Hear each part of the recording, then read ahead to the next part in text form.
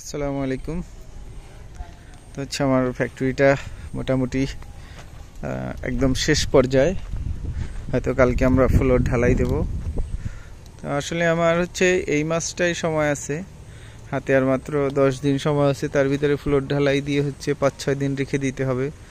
তারপর হচ্ছে রং, ওয়্যারিং, কারেন্টের লাইন হচ্ছে, তারপরে হাওয়ার যে লাইন, এখনো ওয়াশরুমটা রয়ে গেছে। আসলে আমি এদিকটা সময় দেওয়ার কারণে আমার ব্যবসা প্রতিষ্ঠানে খুব কম সময় দিতে পারতেছি।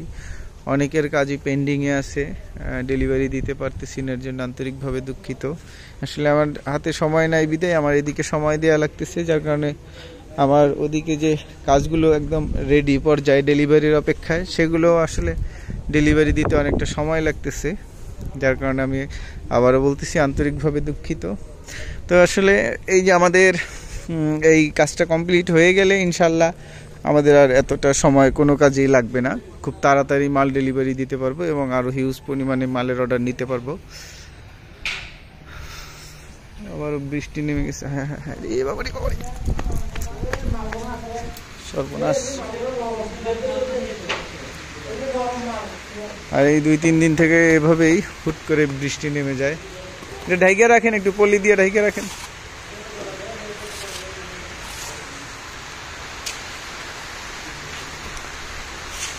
তো এটা হচ্ছে মোট 2000 স্কোয়ার ফিটের।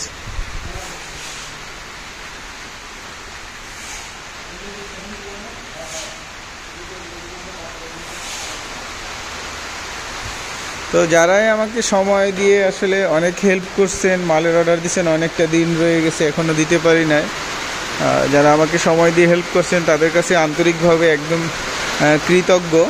কারণ আমি অনেকটা সময় নিচ্ছি শুধু আমার এই কাজটা। আসলে আমার কোনো হেল্পিং হ্যান্ড নাই যে আমাকে কেউ সাহায্য করব এই দিকটায় বা ব্যবসার দিকটায়।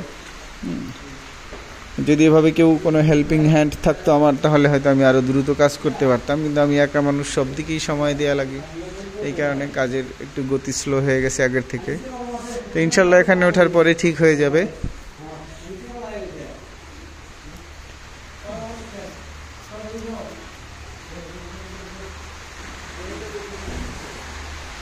আমরা উপরে 2টা শুধুমাত্র সাদা টেন দিছি, গরমের সময় দেখা যাচ্ছে আবার অনেক তাপ লাগবে, এই কারণে মাত্র 2টা টিন দিছি। আর সামনে এভাবে খোলা রাখছি, এটাই গ্রিল দেওয়া হবে এবং ঝাপ দেওয়া হবে।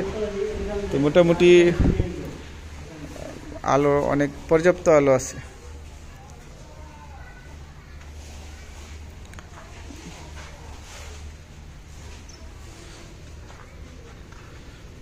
আমাদের ওই সাইডটা হচ্ছে অফিস রুম হবে, এখনো করি না, আগে এখানে উঠে কাজ রানিং করে তারপরে হয়তো অফিস রুমটা করব।